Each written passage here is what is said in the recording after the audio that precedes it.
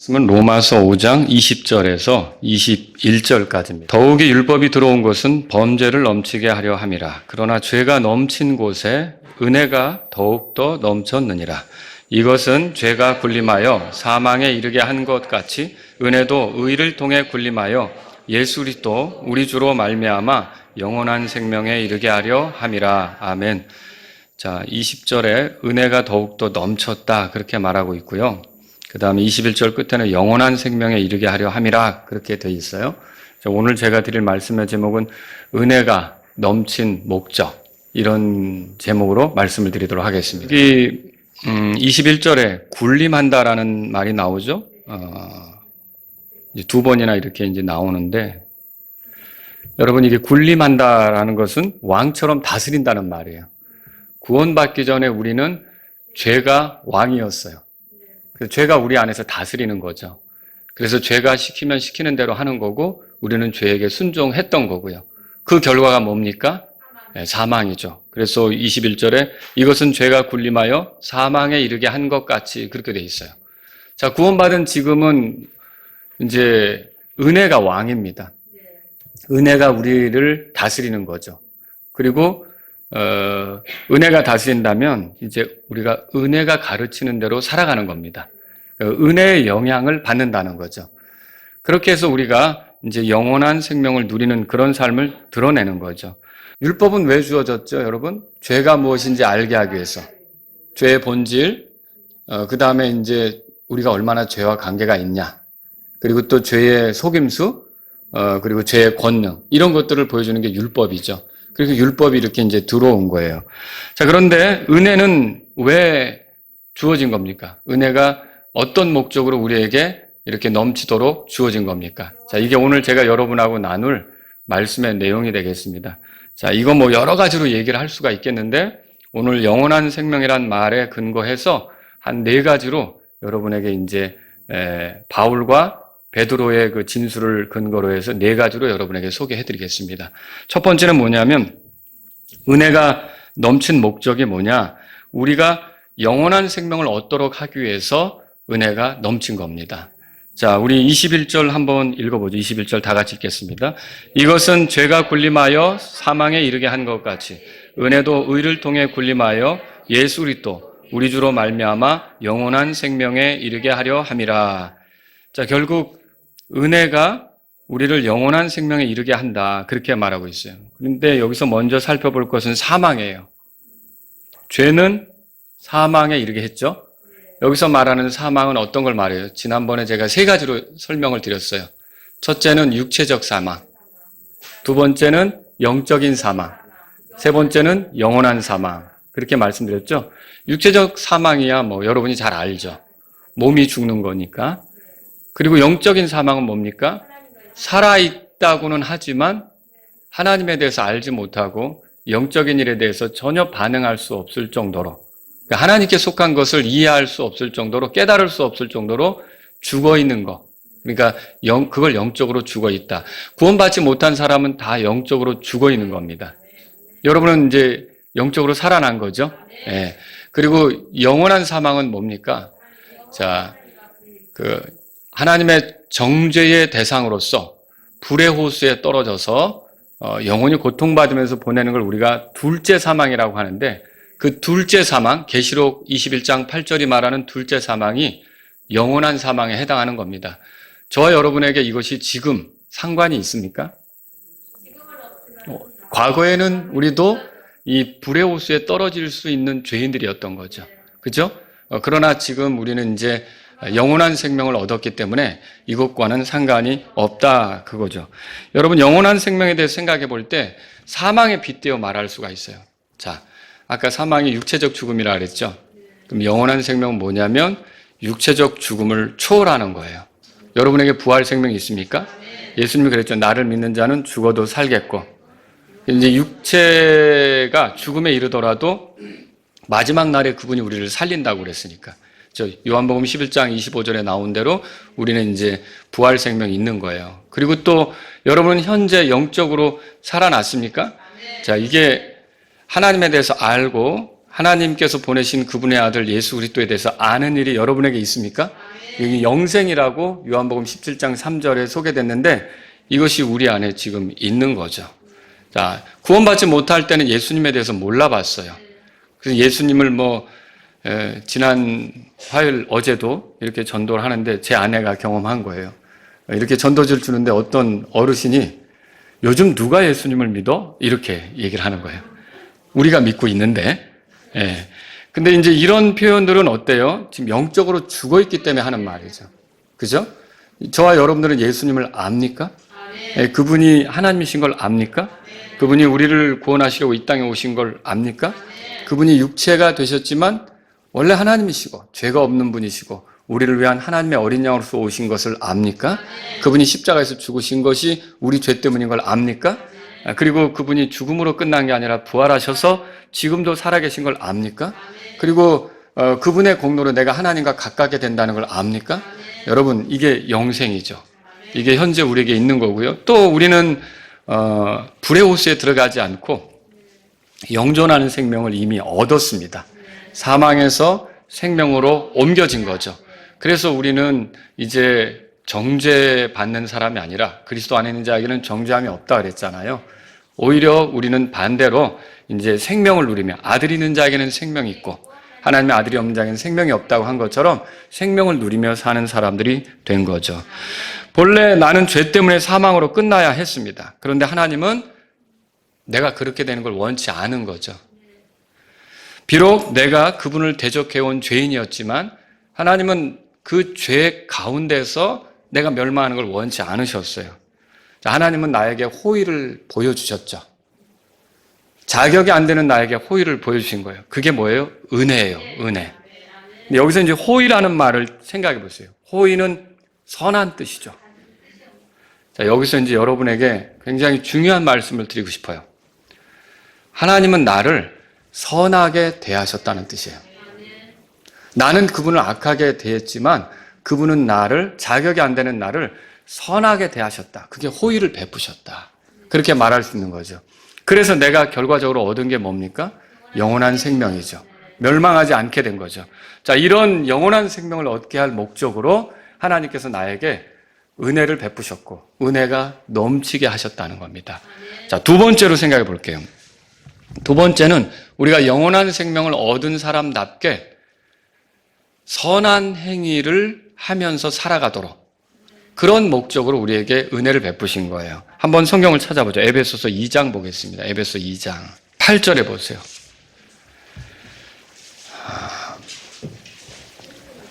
이는 너희가 믿음을 통해 은혜로 구원을 받았기 때문이니 그것은 너희 자신에게서 난 것이 아니요 그것은 하나님의 선물이라. 행위에서 난 것이 아니니 이것은 아무도 자랑하지 못하게 하려 함이라. 10절 다 같이요. 이는 우리가 그리스도 예수님 안에서 선한 행위들을 하도록 창조된 그분의 작품이요 하나님께서 우리로 하여금 선한 행위들 가운데 걷게 하시려고 그것들을 미리 정하셨기 때문이라. 자, 8절 말씀대로 우리가 구원받는 것은 은혜로 구원받습니다. 행위로 구원받지 않습니다. 이렇게 되는 이유는 9절에 있죠.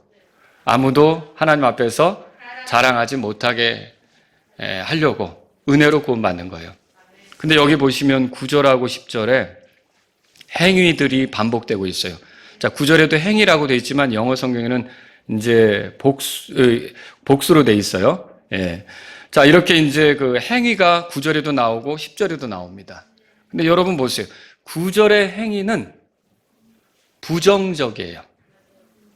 자, 이 행위는 구원을 목적으로 한 행위예요. 자, 그런데 구원을 목적으로 한 행위는 그 목적도 이루지 못하고 하나님의 은혜에 도전하는 게 돼요. 하나님의 그 은혜에 대해서 거스르고 그 은혜를 모욕하는 게 되는 거죠. 그 구원을 목적으로 한 행위는 하나님이 기뻐하실까요? 전혀 기뻐하실 수가 없어요. 자, 9절의 행위가 그렇게 하나님이 기뻐하실 수 없는 행위란 말이죠. 근데 반대로 10절의 행위는 긍정적입니까? 네, 그렇죠. 구원받은 사람이 나타낼 수 있는 행위, 그건 긍정적이에요. 구원받은 사람은 선한 행위로 하나님을 기쁘게 할 수 있다. 이것이 지금 성경이 말하는 거죠.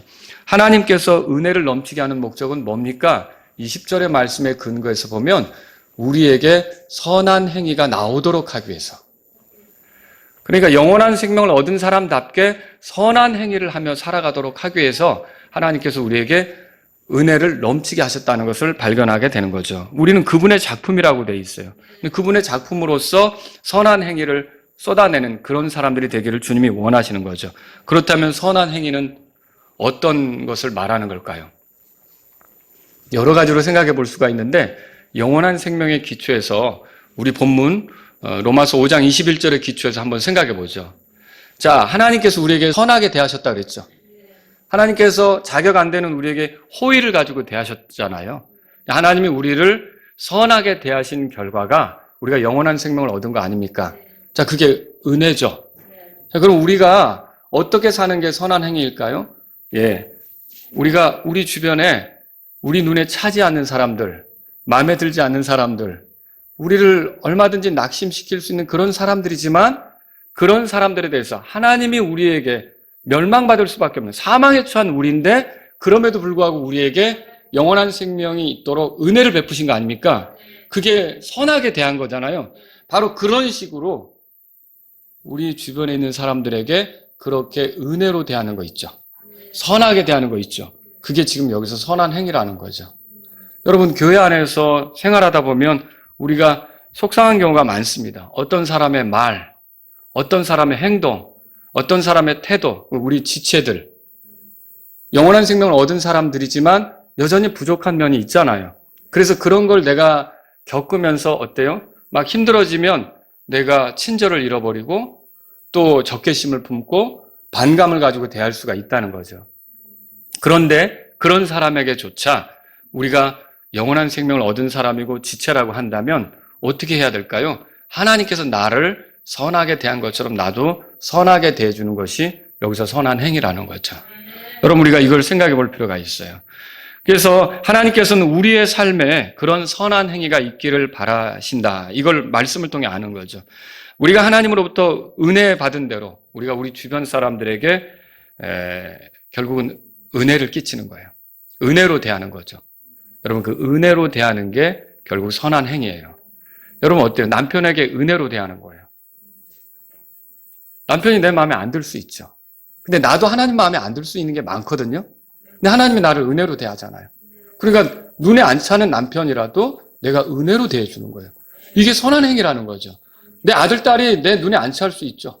그런데 하나님이 그분의 눈에 만족을 못 드리는 나를 은혜로 대하는 거예요. 그럼 그게 선하게 나를 대하는 거잖아요. 똑같이 나도 내 눈에 안 차는 아들, 딸에게 선하게 대하는 거죠. 그게 은혜로 대하는 거죠. 그게 선한 행위라는 거예요. 내 지체들 중에 내 눈에 안 차는 사람 많죠. 뭐 저딴 식으로 말을 해? 뭐 저딴 식으로 행동을 해? 뭐 저딴 식으로 내 신경 거스르는 사람 많이 있을 수 있다는 거죠. 그런데 어때요? 나는 항상 하나님의 어떤 하나님의 기쁨이 되도록 말을 하느냐? 나는 항상 하나님에게 맞추어서 행동을 하느냐? 그거 아니잖아요. 근데도 하나님이 나에게 어떻게 하죠? 은혜로 대하시잖아요. 은혜를 넘치게 한다는 거예요. 그러면 바로 그런 방식으로 내 주변에 있는 사람들, 내 사랑하는 지체들을 대하는 것이 선한 행위라고 하는 거죠. 그래서 왜 하나님이 우리에게 은혜를 넘치게 하시느냐? 바로 내가 그런 은혜를 누리는 사람으로 다른 사람을 그렇게 은혜롭게 대하도록, 선한 행위로 대하도록 그렇게 하신다는 걸 여러분과 제가 기억하시기 바랍니다. 이건 그걸 말하는 거예요. 사망을 당해야 마땅한 우리에게 그리스도 예수 우리 주로 영원한 생명을 얻게 하셨어요. 그분을 희생시켰어요. 그분의 죽음과 묻힘과 부활을 통해 우리가 영원한 생명을 얻게 하셨어요. 우리를 포기하지 않으신 거죠. 이런 우리에 대해서 대하는 하나님의 은혜, 이런 거를 안다면 이 은혜를 우리에게 넘치게 하는 이유는 우리 주변에 있는 사람들을 우리가 그런 식으로 대하도록, 그게 바로 선한 행위 가운데 걷는 것이 되는 거죠. 이 선한 행위의 본보기는 하나님이십니다. 하나님이 보이신 대로 살아가는 거다라고 하는 거죠. 그래서 하나님께서 은혜를 넘치게 하시는 것은 우리도 그분처럼 하도록 하기 위해서 그렇게 하는 거예요. 그래서 에베소서 4장 32절에 보면 거기 뒤에 있으니까 보세요. 에베소 2장 피셨으니까 32절에 보세요. 다 같이 읽겠습니다. 또 하나님께서 그리스도로 인하여 너희를 용서하신 것 같이 너희는 서로 용서하고 서로 친절히 대하며 부드러운 마음을 품으라 그랬어요. 예, 너희를 용서하신 것 같이 그렇게 용서하라. 그리고 다른 사람들에게 하나님이 우리를 대할 때처럼 그렇게 대해줘라. 이렇게 지금 말하고 있는 거죠. 세 번째로 말씀드릴게요. 세 번째는 우리가 영원한 생명을 주시는 주님을 위해 살아가도록 하기 위해서 은혜가 넘치게 하시는 거예요. 그런 목적으로. 자, 은혜가 넘쳐 우리로 하여금 복음을 전하게 하시죠. 예, 여러분 바울은 주님을 만났을 때 물었어요. 뭐라고 물었습니까? 예, 그렇죠. 주여 내가 무엇을 하기 원하시나이까? 그러니까 주님의 은혜를 받고 나자 전에는 주님을 대적했잖아요. 주님의 교회를 핍박했잖아요. 그런데 이런 대적자, 주님에게 거슬려서 행동했던 나를 주님이 기억하시고 이렇게 찾아주신 걸 생각할 때 바울이 그 은혜가 귀에서 어떻게 하냐면 내가 그럼 주님을 위해 뭘 할까요? 이렇게 물었던 거죠. 여러분 주님을 위해 살고자 하는 마음이 그에게 생긴 거예요. 이렇게 은혜가 넘치는 것은요. 주님을 위해 살아가도록 할 목적으로 은혜가 넘치는 거죠. 과거에 자기만 위해 살았던 사람이 주님을 위해 혹은 주님이 사랑하는 대상, 교회를 위해 혹은 주님이 소중히 여기는 사람, 이뤄진 혼들을 위해 이렇게 살아가도록 이렇게 바뀌게끔 주님이 은혜를 넘치게 하신다는 걸 여러분이 기억하셔야 돼요. 자, 주님을 위해 살고자 했던 바울에게 주님께서 사역을 맡기셨죠. 찾아보세요. 디모데전서 1장입니다. 12절, 14절까지 보려고 하는데 제가 읽겠습니다. 12절 들어보세요. 또 나를 능하게 하신 그리스도 예수 우리 주께 감사를 드리나니 이는 그분께서 나를 신실한 자로 여기셔서 그 사역 안으로 나를 넣어주셨기 때문이라. 이 표현 참 특이하죠. 하나님의 일, 그 안으로 나를 포함시키신 거예요. 그러니까 그분의 사역의 동참자가, 동역자가 되게 하신 거죠. 자, 이렇게 했어요. 근데 13절에 보니까 내가 전에는 신성 모독자요, 핍박자요, 해를 끼치는 자였느니라. 그러나 내가 긍휼을 얻은 것은 내가 믿지 아니한 중에 알지 못하고 그것을 행하였기 때문이라. 여러분, 이 13절을 통해서 바울이 하려는 말은 이거예요. 나는 그분의 사역 안에 넣어질 수 없는 본래 그런 자였다. 왜냐하면 나는 신성 모독자였다. 나는 하나님의 교회를 핍박하는 핍박자였다. 그리고 나는 하나님의 교회를 이렇게 해롭게 하는, 해를 끼치는 자였다. 그런데 내가 어떻게 그런 하나님의 복음, 영원한 생명을 가져다 주는 그 복음, 이것을 위해서, 이걸 위한 사역에 내가 거기에 들어갈 수가 있었겠느냐. 근데 14절을 다 같이 읽겠습니다. 14절. 그게 이렇게 말하죠. 읽겠습니다. 또 우리 주의 은혜가 그리스도 예수님 안에 있는 믿음과 사랑과 함께 지극히 풍성하였도다. 주의 은혜가 지극히 풍성하였도다. 이렇게 말하고 있어요. 결국 하나님께서 바울에게 이 넘치는 은혜를 주신 것은 이런 사역을 통해 주님을 위해 살아보도록 하기 위해서 그렇게 하신 거죠. 그래서 하나님이 우리에게 은혜를 주시는 것은 여러분 주님을 위해 살아보도록 은혜를 주신다는 걸 알아야 돼요. 예전에 이제 제가 어릴 때 교회에서 부흥회 같은 게 있었어요. 여러분들 그런 부흥회 본 적 있으세요? 보통 7시 반에 시작하면 7시부터 막 찬송 뜨겁게 하고 9시 반에 끝난다든지 길면 10시까지도 끝나는 그런 경우가 있어요. 조금 막 더 하면 늦게 끝날 수도 있고 그게 주일부터 시작해서 목요일까지 막 이렇게 저녁마다 가죠. 그런데 제가 기억이 나는 게 있어요. 어렸을 때 이제 제가 중고등학교 시절에도 열심히 이제 같이 참여했으니까 부흥회를 참석하고 이렇게 이제 나온단 말이에요. 그러면 그때는 다 동네에서 사니까 같은 방향으로 갈 거 아니에요. 같이 걸어가는 거죠. 이 부흥회 끝나고서 이제 막 너무 얼굴도 막 뜨겁고 막 이렇게 막 너무 달아가지고 나오는 거 이러면서 가면서 다 은혜 받으셨다고. 아유, 오늘 은혜 받았다. 그래서 제가 가만히 들어봤어요. 뭐가 은혜를 받으신 건가 그랬더니 오늘 너무 웃겼다 이거예요. 그러니까 이 강사 목사님이 너무 웃긴 게 은혜 받았다고 얘기하는 거죠. 여러분 그게 맞습니까? 아니죠. 은혜를 주시는 목적은 그게 아니에요. 주님을 위해 살아보도록 준 거죠. 어떤 기도원에서 사람들이 이제 같이 버스 타고 가가지고 여러분 지금도 그게 있나 몰라요. 예전에는 여의도나 어디 가면 어느 기도원을 안내하는 버스들이 있었어요. 근데 그 버스 타고 기도원을 가서 이제 저도 그런 식으로 이제 기도원도 가보고 그랬는데, 기도하고 막 서로 막 뜨겁게 기도하고 막 이렇게 했죠. 그리고 나서 이제 다 은혜 받았다고 좋게 해서 산에서 딱 내려오고 이제 집에 가야 되는데 버스에 올라타는 거예요. 그런데 서로 가방찜, 여기 내 자리 막 하면서 막 서로 자리 다툼하느라고 또 거기서 난리가 나는 거예요. 여러분, 그 은혜 받은 겁니까? 아니죠. 은혜를 주신 목적, 은혜가 넘치게 한 목적은 주님을 위해 살아보도록 하기 위해서. 그거라는 걸 여기서 성경에서 발견하는 거죠.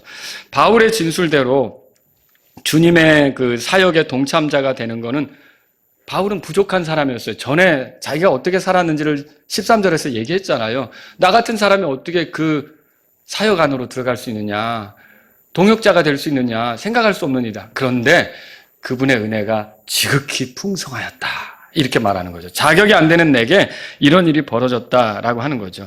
바울은 그래서 다른 곳에서 에베소서 3장으로 가보세요. 에베소 3장에서 이렇게 말해요. 그래서 여러분, 그래서 은혜를 주신 목적은 이렇게 주님을 위해 살아보도록 이렇게 은혜를 주신다고 아셔야 돼요. 자, 그러니까 은혜 받은 사람들은 어때요? 내가 내 삶은 바울처럼 이제 주님을 위한 것이어야 된다라는 생각으로 사는 거죠. 그게 은혜 받은 사람의 모습이죠. 그죠? 자, 에베소 3장 거기 보세요. 7절에 그분의 권능이 효력 있게 역사하심으로 말미암아 내게 주신 하나님의 은혜의 선물에 따라 내가 그 복음의 사역자가 되었노라. 결국 이 말은 영원한 생명을 얻게 하는 그 복음 있잖아요. 예수 그리스도의 죽음과 묻힘과 부활에 대해서 그분을 믿도록 하는 이 복음, 이 복음을 전하는 사역자가 된 것이 은혜로 된 거라. 은혜로 된 거다. 그렇게 얘기하는 거죠.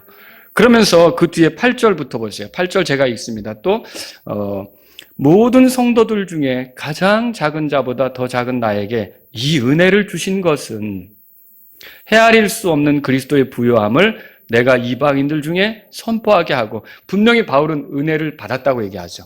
은혜를 주셨다. 근데 왜 은혜를 주셨느냐? 그리스도의 부요함을 세상에 선포하게 하려고 그렇게 주셨다고 얘기하는 거예요. 그 그리스도의 부요함이 복음을 들으면 나타나게 되잖아요.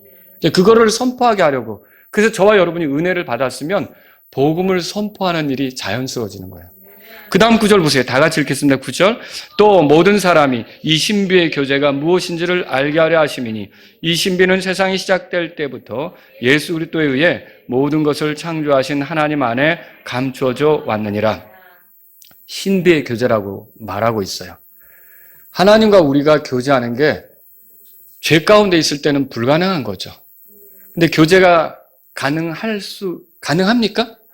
교제가 가능하죠. 어떻게 이게 가능합니까? 그리스도 예수님을 통해서. 그죠? 그분을 통해 죄들을 용서받고 하나님의 아들들로 받아들여지면 얼마든지 예수 그리스도를 의지해서 하나님과의 교제가 가능한 거죠. 이게 얼마나 신비로운 거예요. 우리가 이제 그분께 요청하면, 기도하면 그분이 들으시는 거. 또 우리가 그분의 말씀을 듣고 혹은 읽으면서 그분의 뜻을 헤아리게 되는 거. 이게 얼마나 신비한 교제입니까? 이런 것이 가능하게 된다고 하는 것을 바울이 이제 사람들이 알도록 그렇게 이제 선포하는 일을 하게 된 거죠. 그래서 은혜는 이런 일을 하게 한다는 것이죠. 이런 은혜로 인해 그가 자기보다 먼저 사도된 사람들보다 더 많이 수고할 수가 있었던 거예요. 고린도전서 15장 10절에 들어보세요. 그러나 나의 나된 것은 하나님의 은혜로 된 것이니 내게 베푸신 그분의 은혜가 헛되지 아니하여 내가 그들 모두보다 더 많이 수고했으나 내가 아니요 오직 나와 함께 하신 하나님의 은혜로다, 이렇게 됐어요. 하나님의 은혜가 넘친 것은 이처럼 한 사람이 주님을 위해 살도록 만든다는 거예요. 그게 목적이었던 거예요. 그래서 여러분이 교회에 이제 은혜 받으러 다닌다고 하잖아요. 뭐 여러분이 말씀의 은혜를 누리든지 찬송을 하다 은혜를 누리든지 하나님의 어떠하심을 생각하다 은혜를 누리든지 그 은혜를 주신 목적은 뭐라는 거예요? 주님을 위해 살아보도록 하기 위해서라고 하는 거죠. 은혜가 넘쳐서 그래서 우리는 주님을 위해 사는데 결국 주님과 교회를 섬기게 됩니다. 영원한 생명을 얻은 사람들, 이 사람들을 섬기는 거죠. 또 영원한 생명을 얻는 사람들이 생기도록 이렇게 교회를 통해 활동하는 거죠. 베드로가 이렇게 썼어요. 베드로전서 4장으로 가보세요. 베드로전서 4장 가보세요. 그래서 은혜를 주신 목적이 뭐냐? 이 영원한 생명을 얻은 사람으로서 이 영원한 생명을 주신 주님을 위해 살아보도록 이렇게 하셨다라고 하는 걸 여러분과 저는 알아야 되죠. 4장 10절 다 같이 보겠습니다. 각 사람이 은사를 받은 대로 하나님의 여러 가지 은혜를 맡은 선한 청지기들로서 서로 그 은사로 섬기라 그랬어요. 은사는 뭔지 아시죠? 하나님이 우리에게 이제 주신 그 교회를 섬기고 지체들을 섬기고 주님을 위해 살아가도록 하기 위해서 주신 특별한 것들이죠. 자, 그런데 각 사람의 은사를 받은 대로 여기 보세요. 하나님의 여러 가지 은혜를 맡은 청지기들로서 그렇게 말하고 있어요. 여러 가지 은혜라는 말에 주목하세요. 하나님의 여러 가지 은혜. 그런 여러 가지 은혜를 여러분이 받게 된 거예요. 그 은혜가 넘치게 된 거죠. 결국 우리의 섬김이 가능하도록 하는 것은 하나님의 은혜다 이거죠. 어떤 기회가 주어지는 것도 하나님의 은혜예요. 다른 사람이 할 수 있는데 내가 그 일을 하게 된 것도 은혜예요. 제가 아니어도 교회 목사 할 수 있는 사람 있습니다. 그렇지 않겠습니까? 예, 그런데 하나님께서 저에게 마라나타 침례교를 섬길 수 있는 목사의 기회를 주신 거, 이거 저에게 주어진 은혜죠. 여러분 그렇게 생각하십니까? 내가 아니어도 교회가 돌아가는 거예요. 꼭 내가 해야만 교회가 돌아가는 겁니까? 내가 반주를 안 해도 다른 사람이 또 할 수 있는 거고요. 여러분 내가 아니어도 얼마든지, 그런데 나에게 기회를 주신 거예요. 그럼 은혜죠. 그리고 그걸 할 수 있는 은사를 주신 거예요. 그거를 또 할 수 있는 재능들을 주신 거예요. 달란트를 주신 거예요. 이런 거는 다 은혜라는 거예요. 그리고 그거를 할 수 있는 건강한 몸, 그거를 같이 할 수 있는 협력자들, 그렇게 해서 어떤 열매가 나오는 것도 은혜라는 거죠. 저와 여러분들이 주님을 섬길 수 있고 교회를 섬기는 것은 다 은혜라는 거예요. 여러분 그래서 로마서 12장 6절에 그런즉 우리에게 주신 그 은혜에 따라 다른 은사들을 가지고 있으니, 그래서 이제 교회를 섬긴다는 거예요. 이렇게 그리스도인은 어떻게 주님의 교회를 섬기든지 다 은혜 속에서 섬기는 것을 믿으셔야 돼요. 왜 하나님의 은혜를 넘치게 주십니까? 어떤 분은 나는 조용히 교회 다니는 걸 원해. 그리고 성경책 가지고 예배 드리러 오긴 와요. 근데 언제 오느냐? 11시 땅 칠 때 딱 문 열고 들어와요. 그리고 언제 나가느냐? 목사님 마침 기도하면 쏜살같이 나가요. 근데 교회 생활 하는 겁니까? 그리고 은혜 받으러 다닌다는 거예요.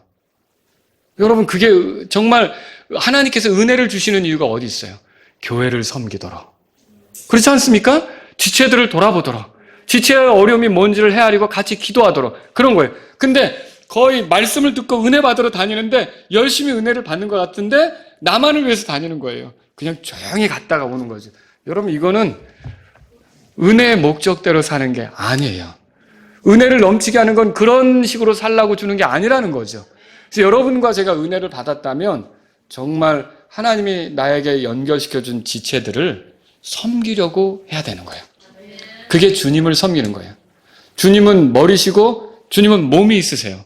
주님의 몸을 섬기는 것이 주님을 섬기는 거죠. 근데 나는 주님은 섬기지만, 그럼 여러분 우리가 한번 생각해 보세요. 예수님은 섬기지만 나는 교회를 섬기지 않겠다. 이게 지금 말이 됩니까? 바울이 교회를 핍박할 때 뭐라 그랬어요, 예수님이? 네가 어찌하여 나를 핍박하느냐? 예수님은 교회를 자신처럼 생각했어요. 교회가 예수님은 아니에요. 그러나 어때요? 이 교회를 예수님 자신처럼 생각했잖아요. 그렇다면 저와 여러분들은 교회를 소중히 여기고 하나님이 넘치는 은혜를 주셨을 때 교회를 섬기는 것으로 그 반응을 해야 되는 게 맞다는 것이죠. 그게 은혜를 주신 목적에 어울리게 사는 거죠. 그리고요, 은혜는 또 우리를 경건하게 살아가게 하죠. 그렇게 해서 교회를 통해 말씀으로 양육되면서 거룩하게 살아가게 하죠.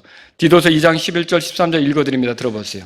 이는 구원을 가져오는 하나님의 은혜가 모든 사람에게 나타나서 우리를 가르치되 불경건과 세상적인 정욕들을 거부하고 우리가 이 현 세상에서 맑은 정신으로 의롭고 경건하게 살며 저 복된 소망과 위대하신 하나님이신 우리 구주 예수 그리스도의 영광스러운 나타나심을 기다리게 하셨기 때문이라. 은혜는 오시는 주님을 기다리며 살게 하죠. 은혜는 또 현 세상에 동화되지 않게 만들고요. 은혜는 맑은 정신으로 의롭고 경건하게 살아가게 합니다. 은혜가 넘치는 목적은 결국 이렇게 주를 위해 하나님의 영광을 위해 살아가도록 하기 위해서 은혜가 주어졌다는 걸 아셔야 돼요. 마지막으로 하나 더 말씀드리면요. 은혜는요, 우리가 영원한 생명을 주시는 하나님의 은혜를 드러내도록 하기 위해서 이 은혜가 주어진다는 걸 알아야 돼요. 하나님께서 이런저런 선한 일을 사람에게 베푸시는 동기가 있어요. 여러분 아까 베드로전서 찾으셨죠? 베드로전서 5장에 보세요. 베드로전서 5장. 하나님이 사랑의 하나님이시다. 거룩하신 하나님이시다. 은혜로우신 분이시다. 긍휼이 많으시다. 그렇게 우리가 말할 수 있잖아요. 거기다가 또 덧붙일 수 있는 게 있어요. 베드로전서 5장 10절을 다 같이 읽겠습니다. 그러나 모든 은혜의 하나님 곧 그리스도 예수님으로 말미암아 자신의 영원하신 영광으로 우리를 부르신 분께서 너희가 잠시 고난을 받은 후에 너희를 완전하게 하시고 굳게 세우시며 강하게 하시고 너희를 정착시키시리라. 여러분 하나님을 뭐라고 표현했어요? 모든 은혜의 하나님 그랬어요. 이 모든 은혜의 하나님이 우리에게 은혜를 넘치게 이렇게 허락하심으로 우리는 어떻게 되냐, 여기 나온 대로 잠시 고난을 받는 것 같지만 완전하게 되고 굳건하게 되고 강하게 되고 흔들리지 않게 되는 일이 생긴다는 거죠. 우리가 하나님의 은혜로 이런 삶을 살게 된다라고 하는 거예요. 그럼 여러분 우리의 구원, 우리의 변화, 우리가 영적으로 자라가는 거, 우리가 주님을 잘 섬겨가는 거, 여기에 주님의 은혜가 넘치게 부어진다는 거죠. 그러니까 은혜가 없으면 이게 가능합니까? 절대로 가능하지 않다는 거죠. 바울은 이렇게 말했어요. 에베소 2장 7절에서 이것은 그분께서 그리스도 예수님을 통해 우리를 향한 친절 속에서 그분의 은혜에 지극히 부요하심을 앞으로 다가오는 시대들 속에서 보여주려 하심이라. 결국 그리스도인의 삶이라는 거 있잖아요. 우리의 삶이라는 것 자체가 은혜가 만들어가는 삶이라는 거죠. 여러분 그렇게 믿으십니까? 그러면 하나님은 나를 통해서 세상에 하나님의 은혜가 어떤 건지를 보여주고 싶으신 거예요. 그래서 은혜로 구원하시고요. 은혜로 변화시키시고요. 은혜로 내가 영적으로 성장하게 하시고요. 은혜로 이것저것 할 수 있게 하시고요. 은혜로 섬길 수 있게 하시고요. 은혜로 내 삶을 만들어 가시는 거죠. 왜 그렇게요? 하나님의 은혜가 어떠한지를 우리의 삶으로 드러내시려고. 그러면 그렇게 해서 뭘 원하시는데요? 사람들이 그 은혜를 보면서 저 은혜에 매료되어 나도 저 은혜로 향해야겠다라는 마음이 생기도록. 여러분 이것이 하나님께서 하시려고 하는 일이에요. 그래서 은혜를 넘치게 하시는 목적은 그냥 우리가 이기적으로 살아가도록 하기 위해서가 아니라 그 은혜 목적에 맞게 살아서 하나님의 어떠하심, 그분이 모든 은혜의 하나님이시라는 걸 드러내도록 하기 위해서 은혜를 우리에게 넘치게 부어주신다는 걸 알아야 되는 거죠. 이런 겁니다. 그래서 결국은 하나님의 그 은혜로 우리가 이렇게 변화되고 그분의 은혜가 얼마나 지극한 은혜인지 풍성한 은혜인지 이것을 알려지도록 이렇게 우리에게 은혜를 넘치게 하시는 걸 여러분이 알아야 된다는 거죠. 말씀을 정리해 볼게요. 우리가 지금까지 살펴본 대로 은혜가 넘친 목적은 다음과 같죠. 첫째, 우리가 영원한 생명을 얻도록 하기 위해서. 그리고 영원한 생명을 얻은 사람답게 다른 사람에게 은혜를 베풀며 선하게 살아가도록 하기 위해서. 또 셋째, 우리가 영원한 생명을 허락하신 주님을 위해서 살아보도록, 하나님의 영광을 위해서 살아보도록 은혜가 넘치게 하는 거고. 그리고 결국은 넷째, 이 은혜의 하나님을 드러낼 목적으로, 내 삶으로 그걸 드러낼 목적으로 그렇게 은혜를 넘치게 부어주신다는 걸 알 필요가 있다는 거죠. 은혜가 없이 구원이 가능합니까? 은혜가 없이 내 삶의 변화가 가능합니까? 은혜가 없이 내 삶이 영적으로 성장하는 게 가능합니까? 지금 베드로전서 찾으셨죠? 베드로후서 보세요. 베드로후서 3장. 베드로후서 3장. 베드로후서 3장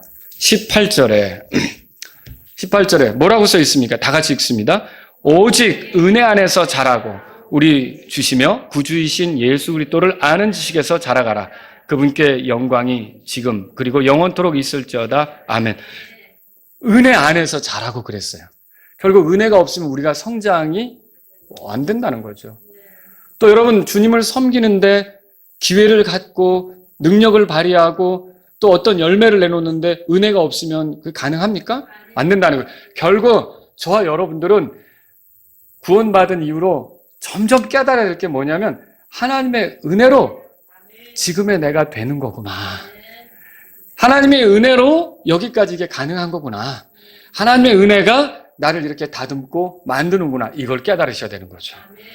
여러분 그래서 우리에게 자랑할 게 전혀 없습니다. 내가 뭘 해내도 은혜가 그렇게 가능하게 한 거고요.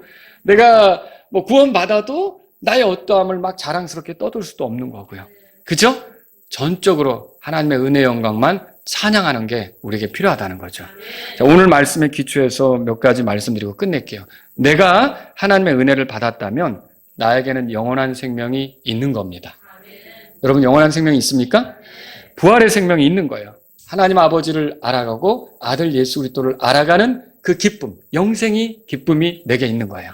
또 불의 호수에 던져지는 거는 나하고 상관도 없고 내가 죽으면 하늘에 갈 것이고 부활의 때 첫째 부활에 참여해서 주님과 영혼을 보내게 될 그런 영존하는 생명, 이미 그것이 내게 있는 거예요.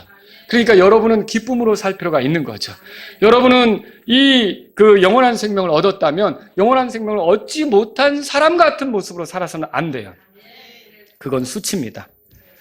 은혜를 받았다면서 은혜를 받지 못한 사람처럼 사는 것은 수치라고요. 은혜를 받은 사람에게는 세상이 모르는 기쁨이 있어요. 여러분의 기쁨이 있습니까?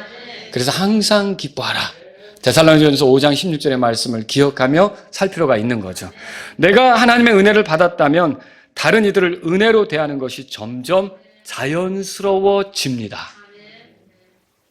이거 굉장히 중요합니다. 내가 하나님께로부터 은혜를 받았다면 다른 지체들을 대하는 거, 내 가족들을 대하는 거, 내 배우자를 대하는 거, 내 가까운 사람들을 대하는 게 은혜로 대하는 게 쉬워진다는 거예요. 점점 그렇게 된다는 거죠. 여러분, 내가 부족해도 하나님이 나를 받아주신 것처럼 내 옆에 있는 사람이 부족해도 내가 품을 수 있게 되고 그를 위해 기도할 수 있게 되고 그에게서 이제 좋은 열매가 나타나도록 기다려주게 되고 여러분, 그렇게 된다는 걸 여러분과 제가 알 필요가 있다는 거죠. 여러분 어떻습니까?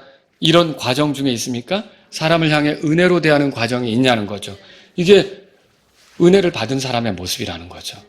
또 내가 하나님의 은혜를 받았다면 주님을 위해 살고자 할 겁니다. 배은망덕하지 않습니다. 물론 우리가 죽을 때까지 하나님의 은혜를 다 갚을 수 없습니다. 그렇죠? 그러나 그 은혜를 헛되게 하지 않는 삶을 살고자 한다는 뜻이죠. 사도 바울은 뭐라고 말했어요? 고린도전서 15장 10절에서 내게 베푸신 그분의 은혜가 헛되지 아니하여 내가 그들 모두보다 더 많이 수고했다라고 써 있어요. 하나님의 은혜가 헛되지 않다는 것을 자신의 삶으로 입증해낸 거죠. 그러므로 하나님의 은혜를 받았다는 사람들은 이렇게 은혜를 조롱하는 삶, 은혜를 모욕하는 삶, 배은망덕한 삶을 살 수가 없는 거죠. 그 은혜가 헛되지 않게 하는 삶으로 그 은혜를 받은 것을 드러내게 될 거라는 겁니다. 또 내가 하나님의 은혜를 받았다면 그분의 은혜의 지극히 풍성함을 드러내는 삶을 보이게 될 겁니다. 결국은 이런 식이 될 거죠. 누군가 나를 보면서 저 사람이 나랑 다르다. 특히 세상 사람들이 보면서 저 사람을 저렇게 만든 건 뭘까? 하나님의 은혜가 저렇게 만든 거구나. 그러면서 하나님의 은혜에 대해 관심을 갖게 되는 그런 일들이 생길 수 있다는 거죠. 그런데 만일 그리스도인인 나를 보면서 도대체 저 사람 안에 하나님의 은혜가 뭘 했다는데 한 게 뭐지? 이렇게 된다면 우리는 한번 생각해 봐야 된다는 거죠. 아니, 저 사람이 하나님의 은혜를 찬송하고 하나님의 은혜로 자기가 구원받았다고 얘기하고 하나님의 은혜로 자기가 이제껏 살아왔다고 하는데 도대체 하나님의 은혜가 저 사람 안에서 뭘 한 거지? 저 사람이랑 나랑 다를 바가 없는 것 같은데 저 사람이랑 나랑 사는 게 그냥 그 모습이 내 모습 같고 이렇게 별로 다를 바가 없는 것 같은데 여러분 이렇게 한다면 우리는 하나님의 은혜를 받은 사람답지 않은 거죠. 하나님의 은혜를 받은 사람답게 사는 게 아니란 말이죠. 여러분과 저는 돌아보세요. 하나님께서 왜 은혜를 내게 넘치게 부어주시는지 결국은 하나님의 은혜가 얼마나 대단한지를 이 영적인 존재들에게도 세상에게도 다른 그리스도인들에게도 드러내도록 하기 위해서 하나님의 은혜가 내게 넘치도록 이렇게 부어졌다는 사실을 믿으시기 바랍니다. 우리 다 같이 일어서시겠습니다. 오늘 이 말씀을 들으신 여러분 가운데 하나님 아버지 저에게 은혜를 부어주셔서 감사합니다. 내가 구원받은 것도 하나님의 은혜고 내가 어떤 기회를 얻은 것도 하나님의 은혜고 내가 변화되는 것도 하나님의 은혜고 내가 영적으로 성장하는 것도 하나님의 은혜며 내가 결국 이것저것 어떤 일들을 해낼 수 있는 것도 하나님의 은혜입니다. 나에게 이런 넘치는 은혜를 부어주신 하나님 감사합니다. 내가 이 은혜에 어울리게 살기를 원합니다. 이런 분이 있다면 이 시간 주님 앞에 나아가십시오. 하나님께서 이 은혜를 주신 목적은 내가 선한 행위, 다른 사람에게 은혜를 베풀도록 하기 위한 건데 제가 다른 사람들에게 은혜를 베풀며 살기를 원합니다. 이런 분이 있다면 이 시간 주님 앞에 나아가십시오. 주님, 내가 주님을 위해 살기를 원합니다. 은혜를 베푸신 주님의 은혜가 헛되지 않게 내 나머지 인생을 살고자 합니다. 이런 분이 있다면 주님 앞에 나아가십시오. 또 내가 주님이 내 안에서 은혜로 하신 그 일들을 통해 주님의 은혜가 얼마나 큰지를 드러내는 사람이 되기를 원합니다. 이런 분이 있다면 주님 앞에 나아가십시오.